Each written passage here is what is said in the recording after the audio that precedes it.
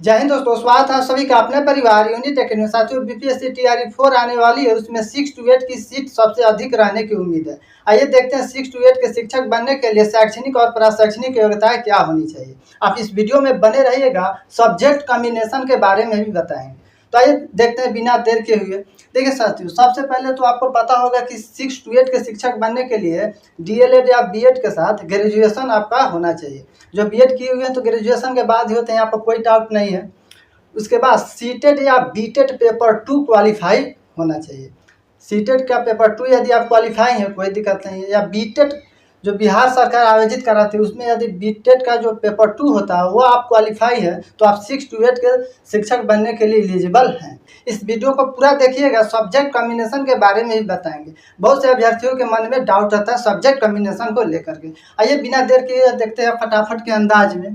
देख सकते हैं बीपीएससी टीआरई 4 आने वाली है, हम बात करेंगे केवल 6 to 8 के सब्जेक्ट कॉम्बिनेशन के बारे में।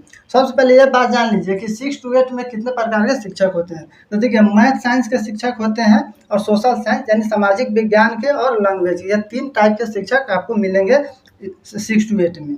अब रही बात सब्जेक्ट कॉम्बिनेशन को, तो देख लीजिए जो भी हम यहाँ पर चार्ट बनाए हैं सब्जेक्ट का, एक बार वीडियो को पॉज करके आप देख सकते हैं।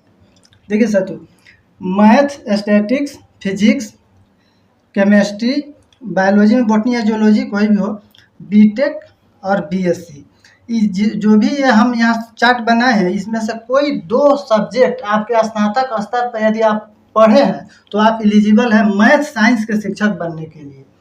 देखिए साथियों, सबसे ज़्यादा डाउट यहाँ पर आता है बीटेक वाले को और बीएससी से जो बायोटेक्नोलॉजी है और इलेक्ट्रॉनिक्स से किए हैं। तो कोई दिक्कत नहीं है, यदि आप बायोटेक्नोलॉजी से किया और इलेक्ट्रॉनिक्स से किया तो यहाँ पर बाकायदा नोटिफिकेशन में इसका चर्चा किया हुआ है। तो आप भ्रम हटा दीजिए, जो भी आपके मन में डाउट है आज आप क्लियर कर लीजिए। नोटिफिकेशन में बाकायदा इसका जिक्र किया हुआ है कि आप मैथ साइंस के शिक्षक बन सकते हैं।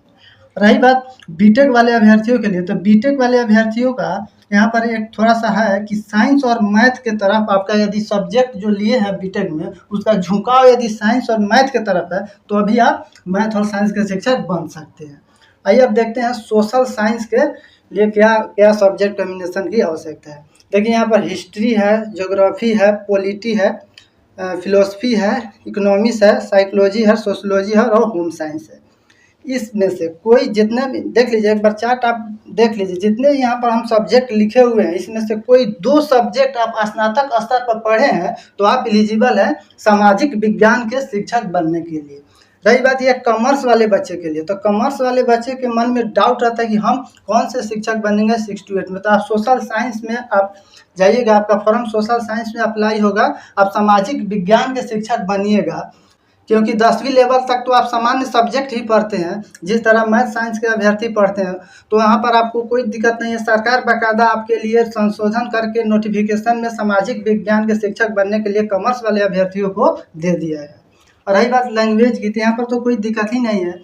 यदि आपके स्नातक स्तर पर 2 साल, टीआरई 1 वाला बात छोड़ दीजिए, वहाँ पर लिखा था कि प्रतिष्ठित यानी ऑनर्स पेपर यदि आपका लैंग्वेज है, हिंदी है, इंग्लिश में से कोई सब्जेक्ट है, यदि आप ऑनर्स किए हुए हैं किसी सब्जेक्ट से तभी आप भाषा के शिक्षक बन सकते हैं। लेकिन टीआरई 1 के बाद टीआरई 2 का जब नंबर आया तो वहाँ पर बाकायदा नोटिफिकेशन में संशोधन किया गया और वहाँ पर लिखा गया सब्सिडियरी में भी आपका यदि सब्जेक्ट है, भाषा कोई है जैसे हिंदी, इंग्लिश, उर्दू, कोई भी सब्जेक्ट यदि आपके सब्सिडियरी में भी है तो अभी आप भाषा के शिक्षक बन सकते हैं।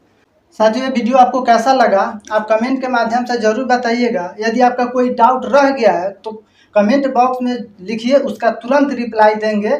यदि आपको ये वीडियो अच्छा लगे तो आप अपने दोस्तों में शेयर कर सकते हैं। मिलते हैं अगले वीडियो में, तब तक के लिए इतना ही, धन्यवाद।